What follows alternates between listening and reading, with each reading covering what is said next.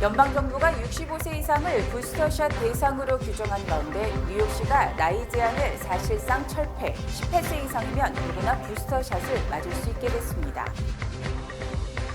뉴욕시 공익 옹호관 주마니 윌리엄스가 뉴욕 주지사 선거에 출마한다고 발표했습니다. 고 박정희 대통령의 탄신 104주년을 기리는 행사가 열렸습니다. 물류대란 때문에 천정부지로 치솟던 컨테이너 운임이 진정세로 돌아서기 시작했습니다. 이상은 TKC 뉴스데스크 오늘의 주요 소식입니다. 소아과 의사들은 이제 5에서 17세 아동의 코비드-19 백신 접종을 권장하고 있습니다. 부모 또는 보호자로서 의문이 있을 수 있습니다. 예를 들어 코비드-19 백신이 정말 아이들에게 안전한가요? 또는 아이가 코비드-19 백신을 꼭 맞아야 하나요? FDA와 CDC는 파이자 코비드-19 백신이 안전하다는 것을 확인하고 5세 이상의 아동에게 사용을 승인하였습니다. 코비드-19 백신은 다른 아동기 예방접종과 같이 5세 이상의 아동에게 권장됩니다. 코비드-19 예방접종을 받는 것은 코비드-19 질병으로 인해 중병에 걸리거나 장기적인 합병증을 앓지 않도록 하는 최선의 보호책입니다. 오늘 아이의 백신을 접종받으세요. 코비드-19 백신에 관한 더 자세한 정보는 nyc.gov/covid 백신을 방문하시거나 212-268-4319에 연락하십시오. 하고 싶은 일을 하고 싶은 대로, 그리고 매일매일 정관장 천목. 나를 위한 1초의 습관. 천목. 가족 건강이 세상에서 가장 큰 감사. 가족에게 건강한 습관을 선물하세요. 파이락 등 가족용 15%까지 할인. 천록정이나 250불 이상 구입 시에도 선물을 드립니다. 정관장.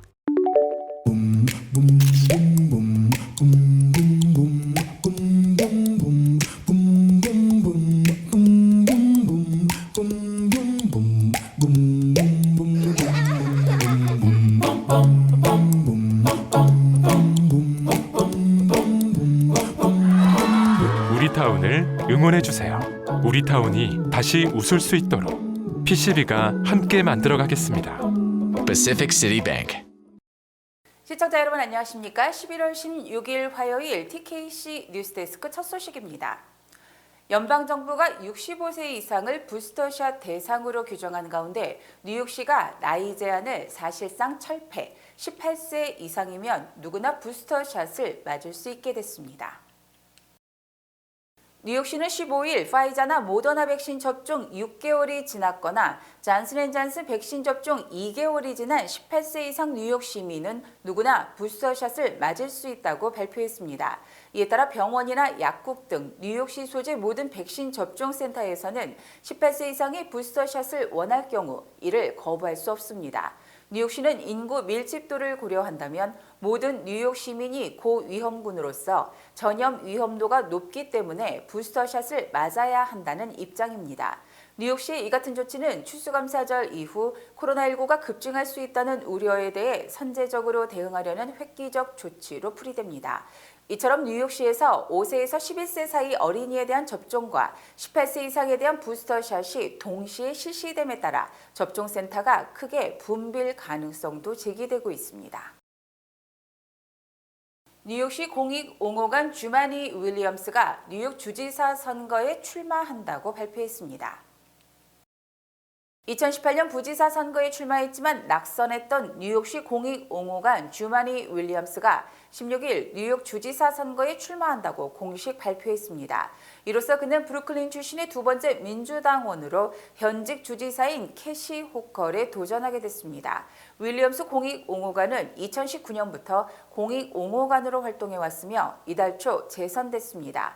윌리엄스 공익옹호관은 거리와 정부 청사에서 사람들을 위해 싸우고 변화를 만드는 데 일생을 바쳤다며 팬데믹, 스캔들의 시대, 오랫동안 많은 사람들이 실패한 폐해한 낡은 통치 방식에서 벗어나야 한다고 말했습니다.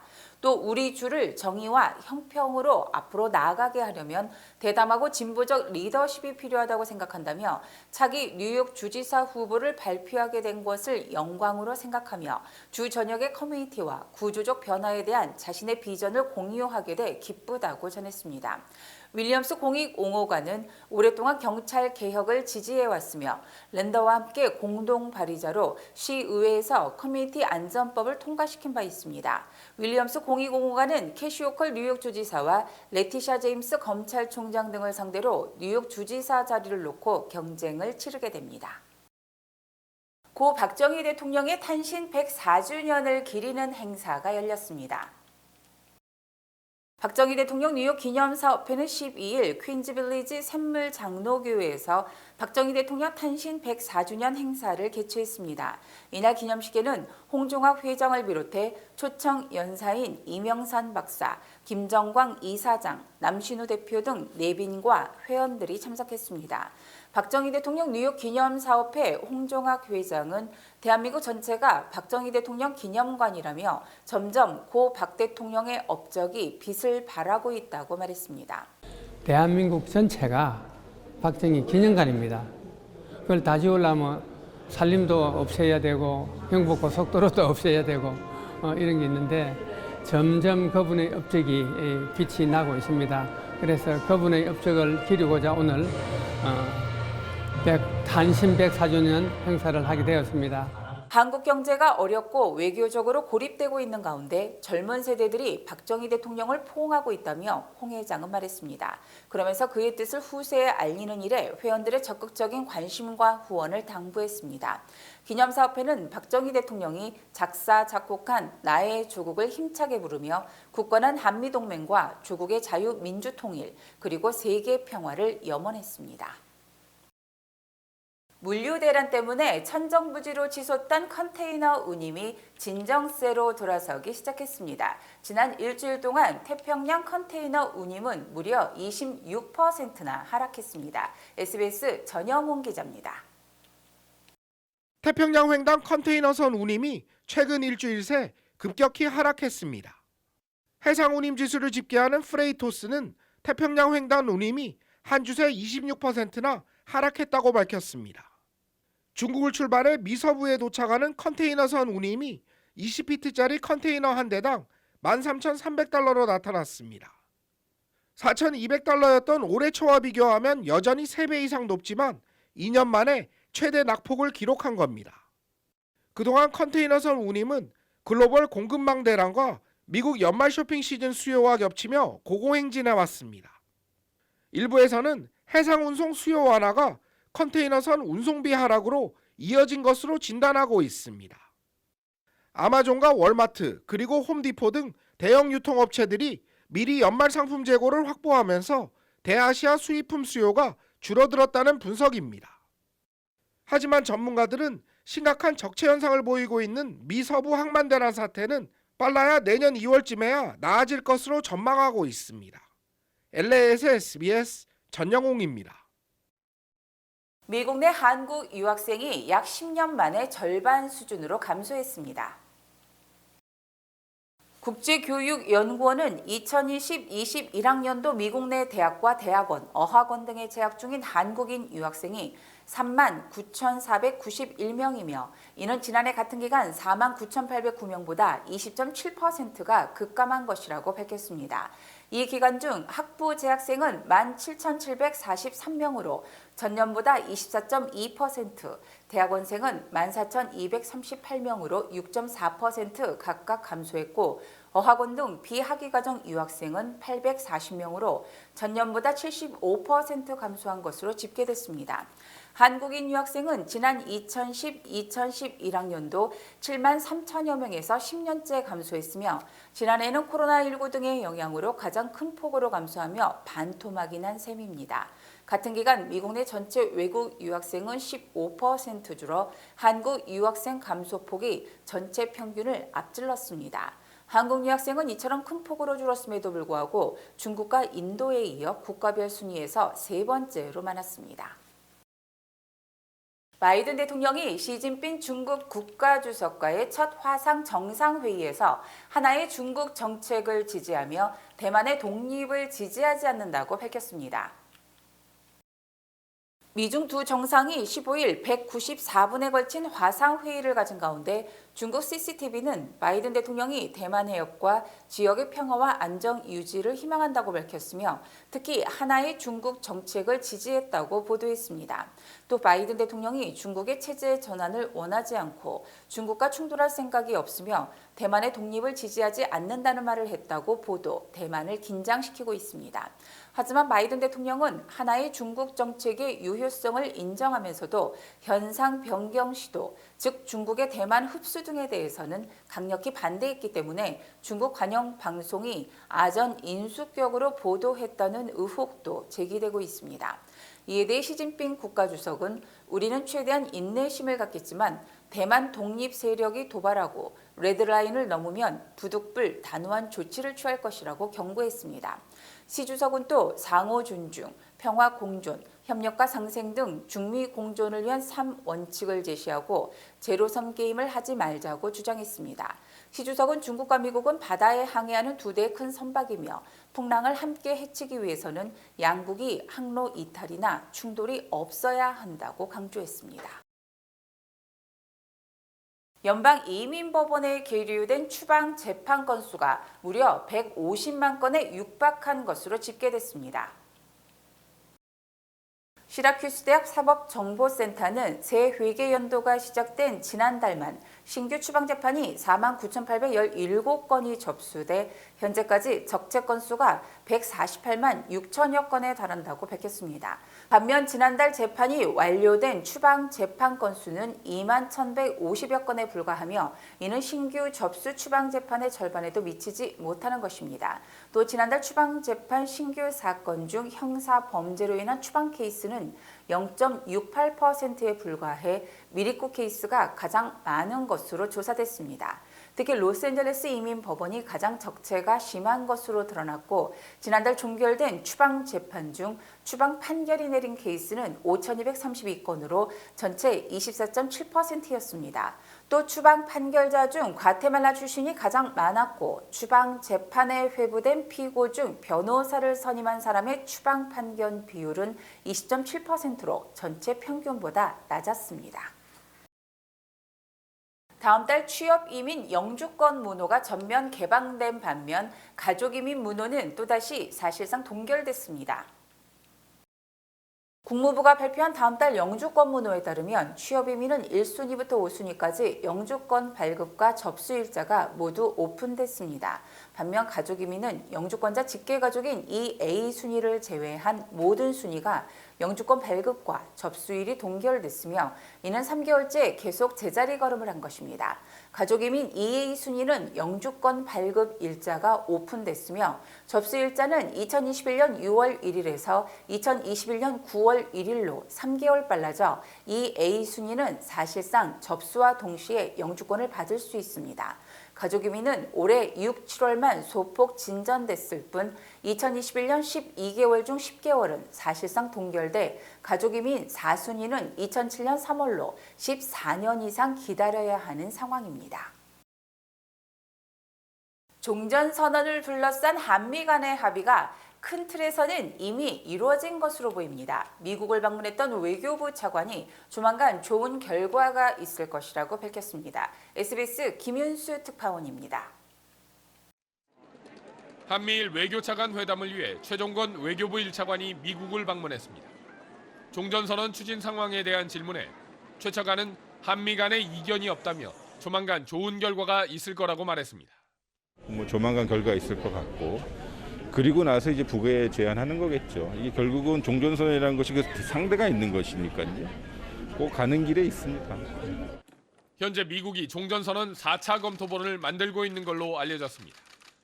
한국이 만든 조안을 미국이 검토한 뒤 한국에 보냈다가 다시 한국이 수정한 3차 문안을 미국이 받아 검토하고 있는 겁니다. 한 외교 소식통은 검토 과정에서 큰 이견이 없었고 문구를 다듬는 작업이 이루어지고 있다며 사실상 합의 단계에 이르렀음을 시사했습니다. 지난달 말 제이크 설리번 백악관 국가안보보좌관이 언급했던 종전선언의 시기와 조건 등과 관련한 한미 양국의 이견이 어느 정도는 해소됐다는 건데 종전선언 최종 문안이 마련되면 한국이 북한에 전달할 걸로 알려졌습니다. 중요한 것은 두 개 반응이니까요. 그걸 어떻게 유도하고 견인하느냐는 또 다른 숙제의 영역이겠죠. 그러나 종전선언이 법적 구속력이 없는 정치적 선언에 불과해 종전선언 문안이 북한에 전달되더라도 본격적인 협상 재개의 마중물이 될 수 있을지는 여전히 미지수라는 분석이 많습니다. 워싱턴에서 SBS 김유수입니다. 천정부지의 인플레이션이 현실화된 가운데 경제 전문가들이 자산 매입 축소 속도를 높여야 한다는 경고가 잇따름에 따라 한인들도 유동성 축소, 금리 인상에 철저히 대비해야 할 것으로 보입니다. 블룸버그 통신은 윌리엄 더들리 전 뉴욕 연방준비은행 총재 등 연준의 전 현직 인사는 물론 로런스 서머스 전 재무장관까지 연준의 자산 매입 축소를 주장했다고 전했습니다.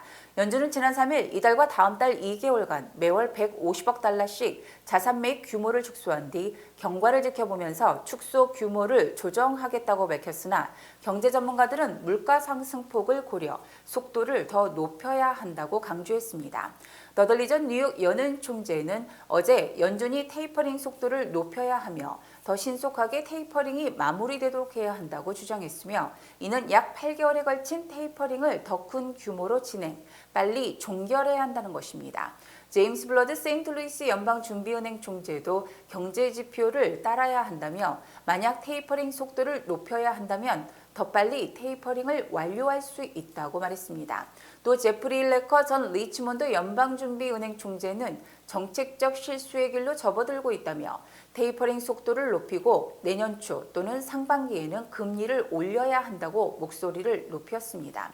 서머스 전 재무장관도 트윗을 통해 연준은 주요 위험 요인이 과열되고 있다는 신호를 보내고 테이퍼링 속도를 높여야 한다며 주택가격이 급상승하고 있기 때문에 모기지 담보 채권 매입은 즉각 중단해야 한다고 경고했습니다. 미국 내 석탄 가격이 12년 내 최고치를 기록해 전기 요금이 오르며 물가 상승을 부채질할 것이란 우려를 낳고 있습니다. 블룸버그 통신은 펜실베니아주 센트럴 아팔라치아 석탄 시장의 현물 가격이 톤당 89.75달러로 지난주보다 10달러 이상 올랐다고 보도했습니다. 특히 이는 지난 2009년 미국의 석탄 수출이 급증, 내수 물량이 모자라면서 석탄값이 급등한 이후 12년 만에 가장 높은 가격입니다. 이에 따라 화력발전소 등에서 생산되는 전력 원가도 상승, 전기요금이 오를 것으로 예상이 되며 올겨울 난방비 지출도 늘어날 것으로 추정됩니다. 화력발전소 등을 운영하는 듀크 에너지와 엑셀 에너지 등은 올겨울 난방비가 가구당 월 11달러가량 오를 것이라고 경고했으며 전기료와 난방비 상승은 31년 만에 최고를 기록한 물가 상승을 더욱 가속화시킬 것으로 예상됩니다. 주요 단신 전해드립니다. 미국 연방거래위원회가 효과가 입증되지 않은 코로나19 가짜 예방약과 치료제가 유통되고 있다며 한인 사회와 베트남인, 라티노 사회에 각별한 주의를 당부했습니다. 어제 아침 6시쯤 그랜센트럴 7번 전철 플랫폼에서 30대 남성 1명이 전철과 부딪혀 사망한 데 이어서 오후 3시쯤 그랜센트럴역 C전철 플랫폼에서 남성 1명이 전철에 치여 목숨을 잃었습니다. 어제 오후 8시쯤 맨하탄 141가의 차량에서 할렘의 한 그로서리에 무차별 총격이 가해져 손님 4명이 중경상을 입었으며 경찰은 범죄 조직이 손님 중 1명을 살해하려 총을 쏜 것으로 보고 수사하고 있습니다. 지난 2018년 뉴욕주 검찰총장 선거에 출마했다 패배한 NIU 로스쿨의 여교수인 제퍼 티치아웃이 내년에 실시되는 검찰총장 선거에 다시 도전하겠다고 발표했습니다. 아메리칸 항공이 내년 1월부터 4월까지 JFK 공항 출발 노선 5개와 라가디아 공항 출발 노선 13개 등 비인기 노선 18개를 폐쇄하기로 했습니다. 올해 추수감사절에서 연말연시까지 미국 국내선 항공기 예매율이 지난해 같은 기간보다 78% 증가하는 등 팬데믹 이전인 2019년의 증가율보다도 3%포인트 높은 것입니다. 연방질병통제예방센터가 일본에 대한 여행 경보를 최저 수준인 1단계로 하향 조정한 반면 한국은 비접종자는 여행을 피하도록 하는 3단계를 유지했습니다. 지난 11일 비버리힐스에서 화려한 결혼식을 올린 페리스 힐튼의 남편 카터 레온이 전 여친인 리얼리티 쇼 스타 로라 벨리지와의 사이에 9살 난 딸을 두고 있다는 사실이 뒤늦게 밝혀졌습니다. 통일부 국립통일교육원이 주최하는 차세대 평화통일 세미나가 오는 11월 20일 토요일 오후 12시 여러분을 찾아갑니다. 뉴욕시의원 23선거구 린다이 당선자가 강연할 예정이며 베이사이드에 위치한 KCS에서 개최됩니다. 세미나는 선착순으로 진행되며 사전 등록 부탁드립니다. 여러분들의 많은 관심과 참여 바랍니다. H마트 리지필드점에서 돌려라 행운의 룰렛 이벤트를 진행합니다. 2022년 1월 2일까지 매주 금요일, 토요일, 일요일 오후 12시부터 8시까지 40달러 이상 구매 시 1번, 80달러 이상 구매 시 2번, 150달러 이상 구매 시 룰렛에 3번 참여하실 수 있습니다. 리지필드점에서 40불 이상 구매하시고 룰렛 이벤트에서 경품 받아가세요. 여러분들의 많은 성원 부탁드립니다. 외국에서도 꼭 챙겨야 할 소중한 나의 한 표. 아직 안 하셨다면 지금 바로 신고 신청하세요. 제20대 대통령 재외선거를 투표하려면 2022년 1월 8일까지 국외 부재자 재외선거인 신고 신청을 해야 합니다.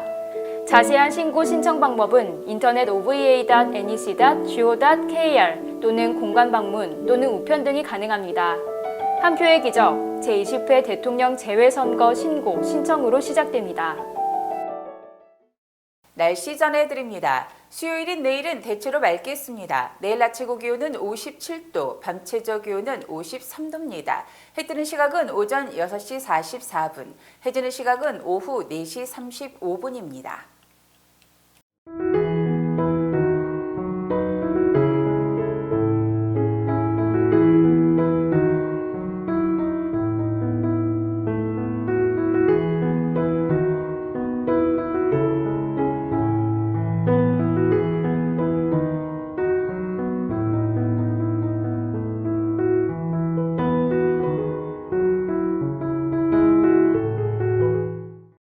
이상으로 11월 16일 화요일 TKC 뉴스데스크를 마칩니다. 시청해주신 여러분 고맙습니다.